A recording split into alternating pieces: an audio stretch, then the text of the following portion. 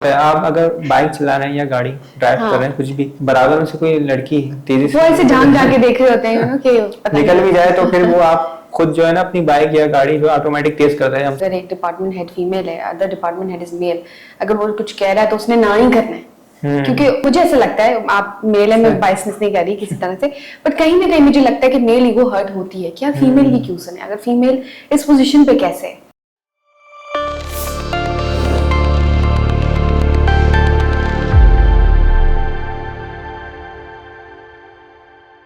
अस्सलाम वालेकुम to everyone, you are watching मेरी कामयाबी चैनल। और आज हमारे साथ मौजूद है अंबर सुरेश, जो कि एक एक्सपीरियंस ड्रिवन मार्केटिंग लीडर हैं, जिनके पास 11 ईयर का एक्सपीरियंस है।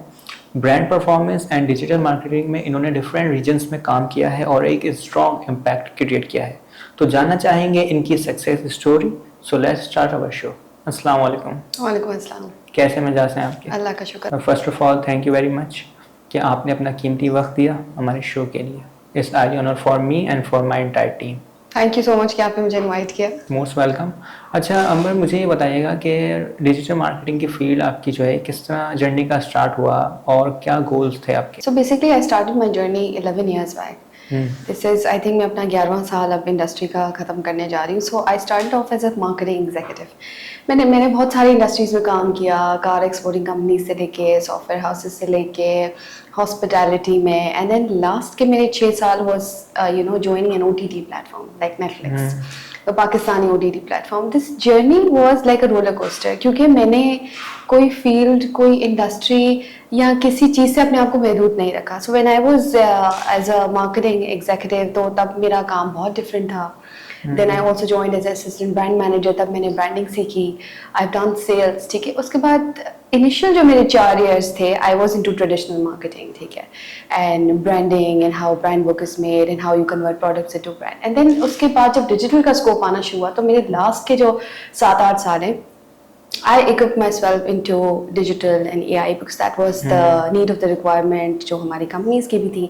and वो एक trend था जो हमें दिखा। that was very early stage, जब मैंने 5 साल पहले start किया था। उसके बाद मुझे नहीं पता था कि this is going to be the future, लेकिन मैंने I think right time पे जब अपने आप को upgrade किया, so I started adding value to the companies as well, digital and AI में, and I call myself right now an expert because people hire me for the expertise that I have. So it's been a good roller coaster journey. अच्छा, आपने different platform पे काम किया, जैसे OTT platform है और digital marketing है, इसमें मतलब क्या डिफरेंस देखती हैं आप और कितनी चैलेंजिंग है फील्ड, मतलब दोनों में?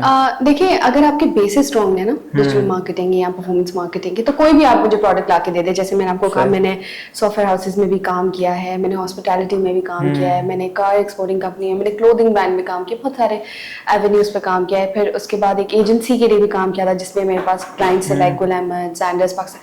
सो I think if your base is strong, सिर्फ आपकी techniques product to product vary करती हैं। लेकिन मैं OTT की बात करूँ तो दैट्स अ सब्सक्रिप्शन मॉडल, ठीक है। तो आपको सब्सक्रिप्शन बेस्ड कैंपेन्स रन करनी पड़ती हैं कि लोग आके आपको सब्सक्रिप्शन की अमाउंट दें, ठीक है। उसमें फर्क ये होता है कि आप कंटेंट बेस्ड कैंपेन्स करते हैं। आज PSL है, ICC है, तो आपका कंटेंट बिकेगा।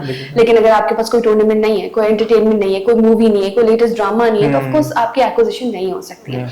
बनस्बत एक ई-कॉमर्स में क्या होता है कि you have products to sell, तो क्या होता है कि आप प्रोडक्ट्स तो 12 महीने आप सेल कर सकते हैं। So that's just a difference between an OTT and the regular platforms. Regular platform पे हमारे पास डिफरेंट एग्जैक्टली वो आपके पास जो भी होता है। जैसे अगर मैं अपैरल ब्रांड की बात करूं, तो इसी ग्रुप की जो एक जहांगीर खान के नाम से हमने क्लोथिंग ब्रांड लॉन्च किया है। So we have like collection that is always on, that's an e-commerce जो हम बेच रहे होते हैं। लेकिन अब जैसे अभी हमारा PSL खत्म हो रहा है, ठीक है, हमने ICC किया, हमने PSL किया, अब हमारे पास कोई इतना बिग टिकट इवेंट नहीं है। So we going to turn around that strategies into giveaways कि यार हम सब्सक्राइब एंड विन, या कोई एंटरटेनमेंट, या कोई अपनी ओरिजिनल सीरीज ले आए, या जब तक हमारे पास कोई स्पोर्ट्स की सीरीज आए। So that's the difference between marketing and OTT platforms and other e-commerce. अच्छा, डिफरेंट कंपनीज जो होती हैं, जो अभी इनिशियल स्टेज पे हैं, आप उनको क्या आइडिया देना चाहेंगे जो स्टार्ट करना चाहते हैं अपनी ब्रांड को, और जो डिफरेंट कंपनीज हैं उनकी मार्केटिंग स्ट्रेटजी में क्या डिफरेंस होता है जो सक्सेसफुल बनने में उनको हेल्पफुल करता है? स्टार्टअप्स की बात कर रहे हैं? स्टार्टअप्स में, और मतलब जो अभी एस्टैब्लिश कंपनीज हैं उनमें। देखिए, एस्टैब्लिश्ड हो या स्टार्टअप हो, आप नए हैं, तो there is always a funnel strategy जो मैं कहती हूँ फॉलो करने चाहिए। Because I also teach, I also give trainings to different students at different level. तो मैं ये कहती हूँ कि आपका जो फनल है ना, that's always brand awareness, awareness, consideration and conversion. आप डायरेक्टली जो सेठिया लोग होते हैं या बहुत बिजनेस स्टार्टअप्स कहते हैं कि यार हमें फॉरेन सेल चाहिए, सेल नहीं मिलेगी। आप जब तक मार्केट में आए हैं, ब्रांड की अवेयरनेस नहीं होगी, उसको लोग फनल में कंसिडर नहीं करेंगे, तो कन्वर्जन कैसे होगी? So I think it goes hand in hand.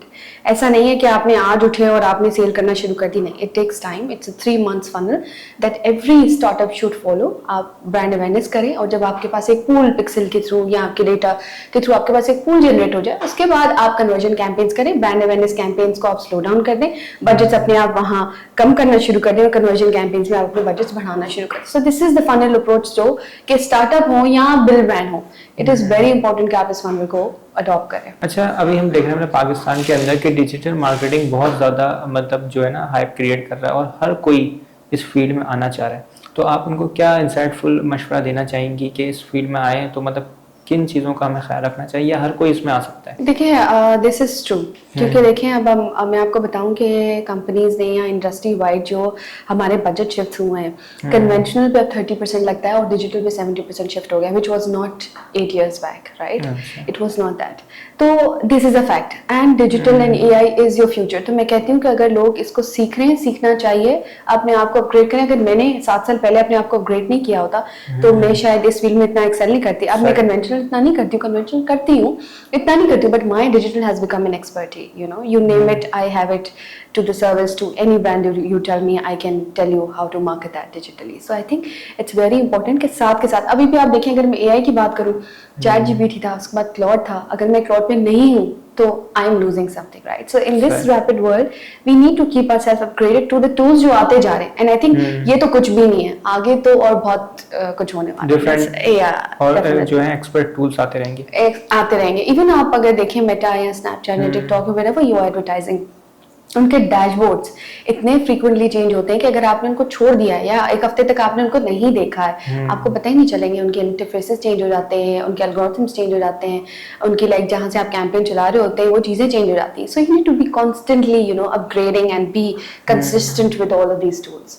अच्छा, फॉर एग्जांपल अगर मैं कोई अपनी ब्रांड लॉन्च करना चाह रहा हूँ, एग्जांपल जैसे परफ्यूम है, कुछ भी, तो उसमें हम मार्केटिंग करते वक्त किन स्ट्रेटजीज का ख्याल रखना चाहिए? अगर हम खुद से अपनी मार्केटिंग कर रहे हैं तो कौन सा प्लेटफॉर्म बेस्ट होगा? देखिए, अब अगर आप एक स्टार्टअप हैं और आपको कोई नहीं जानता, और आपके अगेंस्ट एक तो आपने रिसर्च करनी है, आपके कंपेटिटर्स कितने सारे हैं, और वो कितने सारे, आप एक आइसोलेशन में तो नहीं है, of course, you know, saturated market है परफ्यूम की। उसके बाद आपने सबसे पहले तो मेटा को ट्राई करना है, क्योंकि Meta is one of the platform that gives you relatively cheaper acquisition as compare to other platforms, ठीक है? गूगल आपको महंगी कॉस्ट पर एक्विजिशन देता है, ठीक है? टिकटॉक और स्नैपचैट पे अब आपकी पॉपुलेशन शिफ्ट होगी, but it's not the right time, ठीक है? मेटा पे आप स्टार्ट करें, उसके बाद आहिस्ता आहिस्ता जब आपको मेटा से, जैसे मैंने आपको कहा कि जो आपका फनल है वो आपने फॉलो करते हुए आपने मेटा से स्टार्ट लिया, ठीक है? ऑर्गेनिक भी आप करें, और ईमेल मार्केटिंग हो गई, पुश नोटिफिकेशंस हो गए, इस तरीके के ऑर्गेनिक टूल्स भी आप करें, एसएमएस हो गया।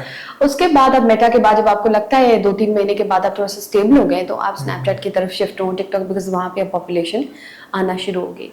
गूगल तब यूज करें because that's the expensive platform, तब यूज करें जब आप मैच्योर हो जाएं, ठीक है? लेकिन गूगल का search is, you should be there, क्योंकि एसईओ अगर आप करते हैं दैट विल टेक टाइम। वो 6-8 महीने की कहानी होती है, वो इतनी जल्दी नहीं होता। आज आपने स्टार्ट किया तो 6-8 महीने के बाद, because it's slow process but it's a long term process. तो उसका शॉर्टकट होता है कि आप सर्च कैंपेन चलाएं गूगल पे, बट अगर आपकी पॉकेट और आपके बजट्स आपको अलाउ करते हैं तो definitely you should be on every platform, but to start off with is Meta. अच्छा, आपने डिफरेंट कैंपेन्स ड्राइव किए हैं, तो उसमें से कौन सी ऐसी कैंपेन थी जो आपकी सक्सेसफुल हो और मेमोरेबल रही हो? देखिए, कैंपेन तो बहुत सारी हमने की थी, लेकिन मैं अपना ओटीटी का ही जिक्र करूंगी, जो मैं 5 साल से मैंने, I was working with Tapmad and then I have joined Myco now another OTT. I have launched the subscription model, क्योंकि हमें आई तो कुछ भी नहीं था। I launched the subscription model and it's my I think 8th month or 9th month with them, and we successfully acquired like a good base, ठीक है? मैं कैमरे में बताना नहीं चाहूँगी, but it's a good base जो हमने वॉलेट्स को ऑनबोर्ड किया और हमने अच्छी खासी सब्सक्रिप्शंस कर ली ड्यूरिंग ICC PSL।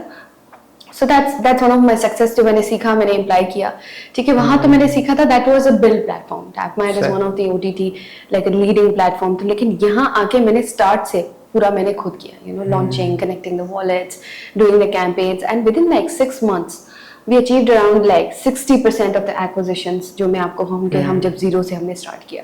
तो I think that is one of the success that I feel के हुआ है बहुत शॉर्ट टाइम पे। ये हुआ भी इसीलिए क्योंकि अगर कोई और प्रोडक्ट होता हम ए बी टेस्टिंग की तरफ जाते, I already had an experience, an extensive experience in OTT platform, तो मुझे एग्जैक्टली पता था कि करना क्या है।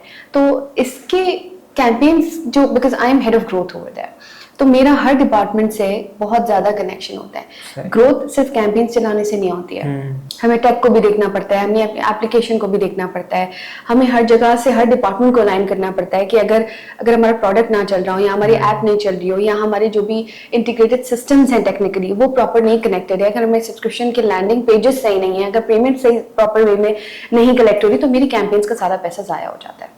तो कैंपेन चलाना मुश्किल नहीं है, उसके पीछे जो पूरे आपने बैकग्राउंड जो काम करना होता है ना, कनेक्टेड सारे स्पेशली टेक के साथ रखे या सपोर्टिंग डिपार्टमेंट के साथ, दैट्स और फिर स्ट्रेटजी, दैट्स द मेन की। कैंपेन तो कोई भी बना सकता है, बट अगर आपने सही स्ट्रेटजी के साथ कैंपेन नहीं बनाई, that's not going to work. वैसे जैसे आपने मेंटेन रखना है एक्विजिशन एंड रिटेंशन को, तो हम उसको किस तरह मेंटेन रखें? देखिए, एक्विजिशन तो आप कर लेंगे, असल काम होता है रिटेंशन का, ठीक है। अगर आपके पास यूजर रिटेन ही नहीं है, आप एक्विजिशन करते जा रहे हैं, ठीक है, एक बाल्टी के छेद है उसमें से लोग निकलते जा रहे हैं, तो इट वोंट इम्पैक्ट कि आप एक्विजिशंस करें। एक एक्विजिशन करने के बाद retention is the most important strategy जो हम उसके बाद उस पर काम कर रहे होते हैं। कैसे कि हम लोगों को पुश नोटिफिकेशंस भेज रहे होते हैं, कोई नया कंटेंट होता है उनको कहते हैं कि आप ये देख लें, उनको कहते हैं अपने पैकेजेस को अपग्रेड करें, सब्सक्राइब एंड विन की कैंपेन्स करते हैं कि यार अगर आप हमारे साथ सब्सक्राइब रहेंगे तो आपको आईफोन जीतने का मौका मिलेगा, या इस तरीके की रिटेंशन स्ट्रेटेजीज, या फिर यार you get 50% of on your subscription. हम उनको ईमेल्स भेजते हैं, पुश नोटिफिकेशन भेजते हैं, हमारा पूरा CRM है जिसके थ्रू हम अपने फनल से जो हमने एक्वायर किए उनको रिटेन करने के लिए हम डिफरेंट टेक्निक्स, डिफरेंट स्ट्रेटजीज के through we keep pushing them, because वहीं से आपका रिकर्सिव रेवेन्यू आता है। क्योंकि इनिशियल मंथ्स में तो हम इन्वेस्ट कर रहे होते हैं, हम कमा कब रहे थे ओटीटी प्लेटफॉर्म, जब उसको ऑटोमेटिक हिट पड़ती है, जिसको हम कहते हैं रिकर्सिव मॉडल, कि एक बारी में तो हम ₹1 में भी दिखा देते हैं, पूरा मंथ भी फ्री दे देते हैं, वहां कंपनीज इन्वेस्ट। लेकिन सारी होती है कि ₹1 में आप सब्सक्राइब कर लें पूरी। एग्जैक्टली, द मंथ आफ्टर जब उनको ऑटो हिट पड़ती है is where the OTT platforms like Netflix और यू नेम इट वो कमाते हैं, क्योंकि और उसके लिए वो अगले मंथ तक आपको क्यों पैसे दे, is what content you have, what offers do you have for the customers, what discounts are you offering, तो आपके पास वो क्यों रहे। so that is the retention strategy that we do। अच्छा, आपने मतलब इतनी सक्सेसफुल अपनी स्टोरी शेयर की हमारे साथ, तो इसमें आप अपनी इंस्पायरेशन किसको मतलब देना चाहेंगे? कौन मतलब एक होता है ना आपके पीछे जो स्ट्रॉन्ग बंदा होता है जो आपको सपोर्ट करता है, तो आपका सपोर्ट सिस्टम कौन है? मेरे father, my dad was a doctor and he has always been my role model। कुछ मेंटोर्स मेरे CVM से भी हैं, ठीक है, कुछ मेंटोर लाइक मेरे इंडस्ट्री से भी हैं, लेकिन my dad is one of my ideal, because शुरू से उनके साथ ग्रो किया, सारी प्रॉब्लम्स उनके साथ शेयर की, एंड कहते हैं ना कि आप किसी को रोल मॉडल मानते हैं तो उसके बाद जब वो गाइडेंस मिलती है एंड देन एक परफेक्ट आपकी सिनर्जी बन जाती है, आप कभी थक भी जाते हैं, हार भी जाते हैं, एक मोटिवेशन आती है, पेरेंट्स का सपोर्ट बहुत इंपॉर्टेंट होता है। तो आई थिंक वो होता है तो आप स्पेशली फीमेल्स एक्सेल कर पाती हैं।